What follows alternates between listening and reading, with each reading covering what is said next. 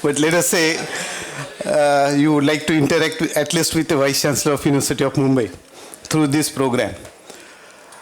Since the topic which has been given to me by the organizer is something connected to gray areas and the connected development for the technology progress. Now, since I'm being presented as a Vice Chancellor of University of Mumbai, I thought rather than playing a role of senior professor at ICT, something connected to specialization of chemical technology, let us talk something about the technologies that are infiltrating or like one which are getting very much incorporated and likely to be incorporated in coming years. And naturally, whenever you find any development in the technology, which is normally emerged through research and development, the moment it gets developed at a R&D level, that from that point of onwards, the gray areas start emerging. Because there are many areas which has not been explored while undertaking research and development. That's one part. Second part, when you go for a transformation of a technology from a particular scale to a commercial scale, then there are another issues, because scale up is always an issue with reference to transformation of technology from lower scale to higher scale. That's second part. Third part, probably you look at the technology and you need to develop system for maintaining that technology. So for that purpose, you require a certain understanding about the technology so that the technology can be easily maintained. And then, of course, in a long run, you need additional technical support so that the one who is using that technology, they would have been provided a right support.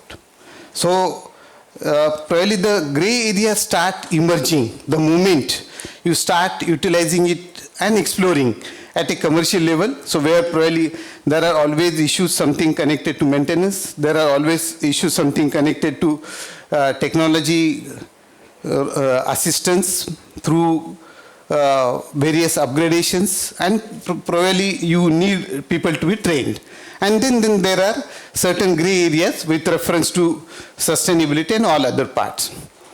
Friends, nowadays, like, the technologies are moving so fast that these technologies always come and are being presented as if they carry so many virtues, they carry major benefits, and somehow the gray areas get neglected.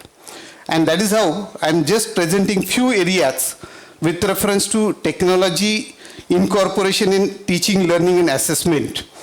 I will just present two different examples to begin with.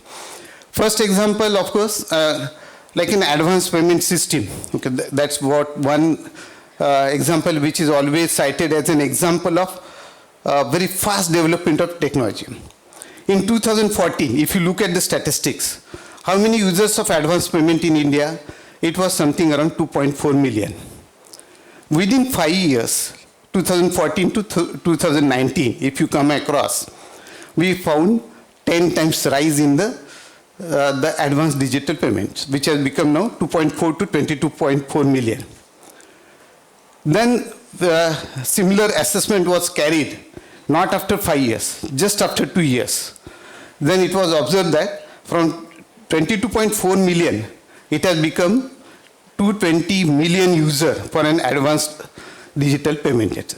So such is a fast, like that is a figure quoted around 2022. And now, of course, we do find that it has almost like acquired place at every stage. Of course, then there are gray areas. Okay, while going for this advanced digital payments, was it really inclusive? Whether it has taken really a good care of elderly people? Definitely not. They are facing a big issues, and that's what a gray area for concern. But one thing is sure, like, the technologies are changing very fast, and we need to be keep ourselves modified, upgraded, so that we could keep well connect with the changes in the technology. One of the example that we tried, in fact, just 2 years back, we thought like let us have a paperless working, at least for a small department, so that the students can use a tab for answering rather than using paper for answering the end sem exam or mid sem exam itself. So the tab were provided. However, to our surprise, we have observed that the students were experiencing difficulty. Like they said, like while writing on paper was very easy, writing on tab becomes difficult. In fact, we monitored. They took same time. But the understanding in the mind of the student was that they were taking longer time comparatively, and they were afraid that they won't be able to complete their answer sheet within the stipulated 3 hours. So probably that was the example. So we thought like that example was taken on second year MA Economics batch. So then we passed it on to the first year who just passed on BA and entered into university system.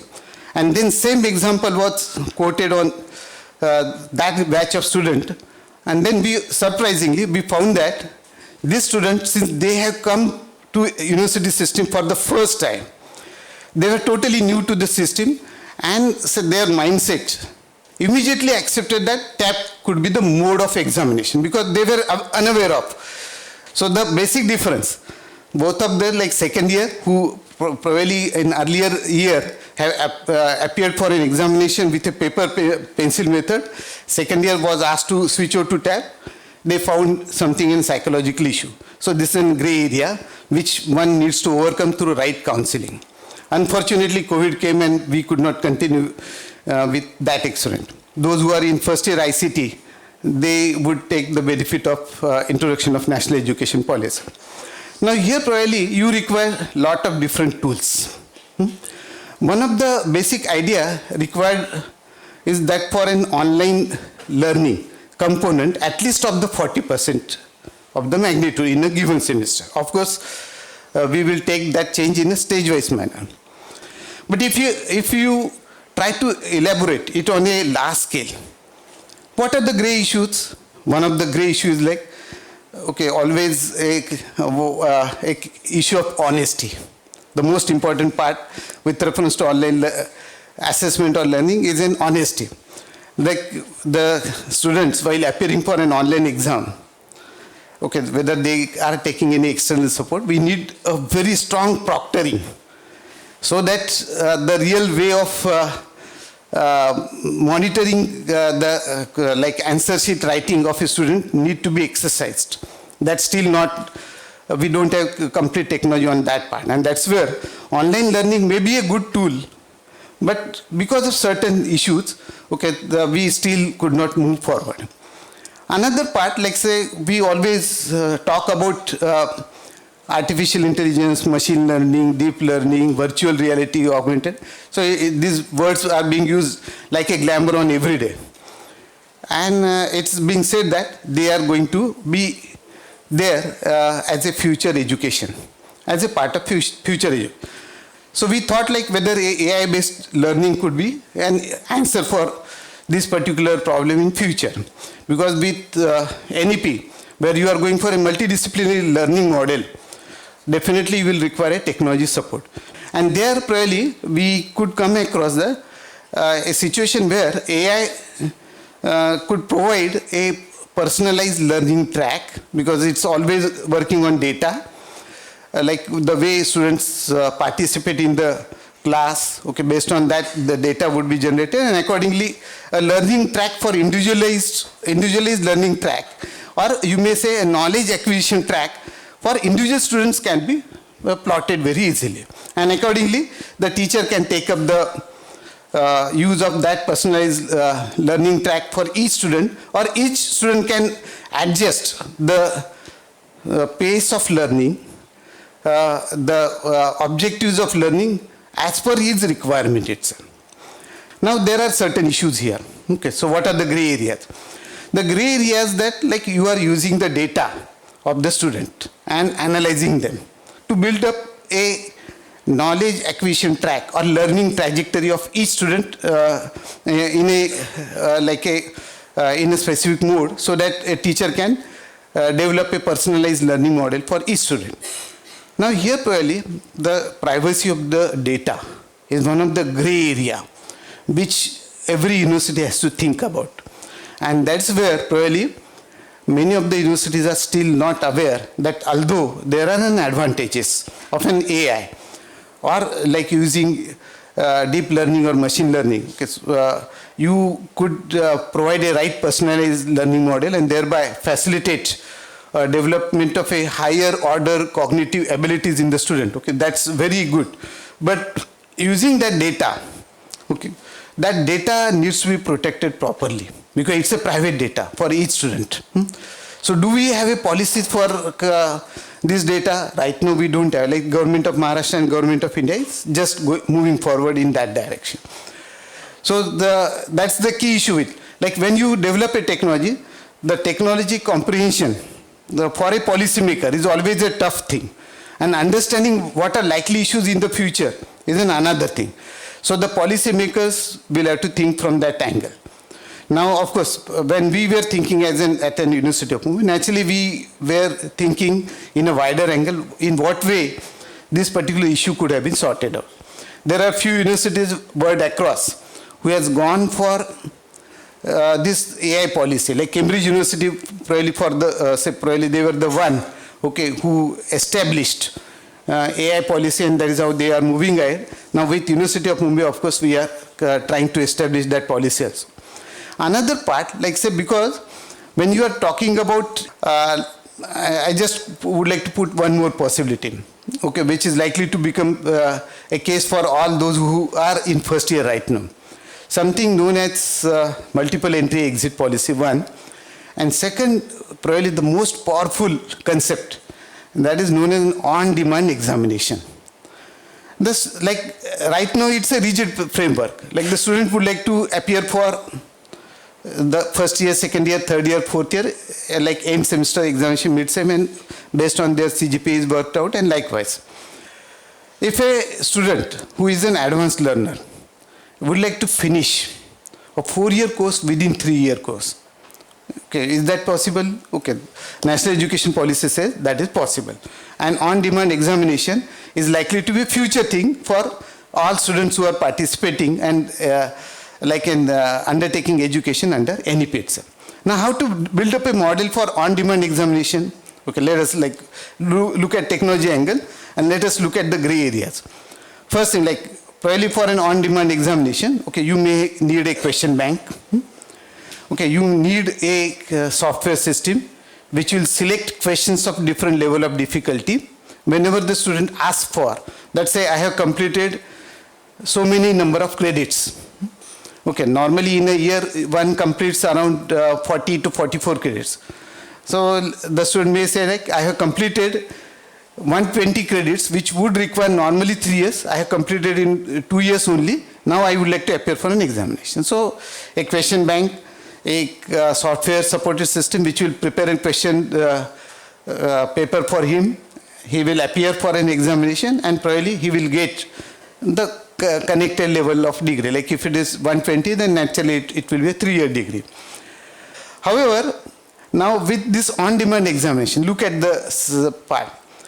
Everything looks and appears to very good, okay, but then that will create a definitely an anxiousness among students. A class of 60 students, some of the students are taking up on-demand examinations and leaving early 1 year before. That will create anxiousness among other students, like he is going, so I should appear. So many times the student may not have a probably right capability or a learning track, and he may take up the decision, and probably going with an on-demand examination, there is likely to be a failure. So we would like to work out on that psychological issues also. So likewise, say we do find that there are many possibilities with reference to technology incorporation in an education itself. Okay, probably where when you are thinking of teaching at any time, anywhere, and for anyone, if that is the policy that you would like to think about. Okay, so on one side, you would like to have a very high level of MOOC development. We need classrooms of very high quality, okay, which is the case, which is available.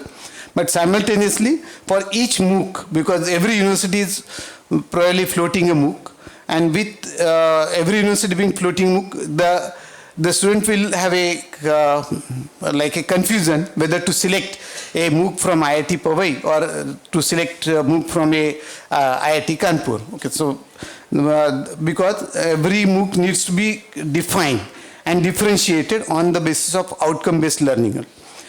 So the real challenge, the gray area for the academic authorities is that every MOOC need to be made differentiating, so that the student will understand. Like the MOOC 1 may be it may be belonging to one area only, like chemical engineering, but then it's a specific area, let us say chemical reaction. But even under chemical reaction engineering, the MOOC for IIT Kanpur may have a different objective, and MOOC from a IIT Powai for a CRE may be a different one. Okay, so the outcome needs to be well defined, so that the right students for right courses need to be put in for the real success of a exam, real success of a education. Friends, I think within the stipulated period of 80 minutes, okay, so I have just tried to highlight few of the things that are likely to come forward in an higher education. Okay, all of us are required to be well prepared, and say we know that like this decade probably is experiencing very fast changes in the technology. Education is no longer lagging behind. So just like you are in Industry 4.0, you are also looking for Education 4.0 also. And let us be prepared. Okay, like while understanding education, it's a responsibility of academic authorities, it's the responsibility of the students, it's the responsibility of the teachers to understand the connected gray areas, and let us try to overcome those gray areas so that the teaching, learning and assessment will become a real stimulating model for all future generations, which are going to be the citizens of our country. Thank you.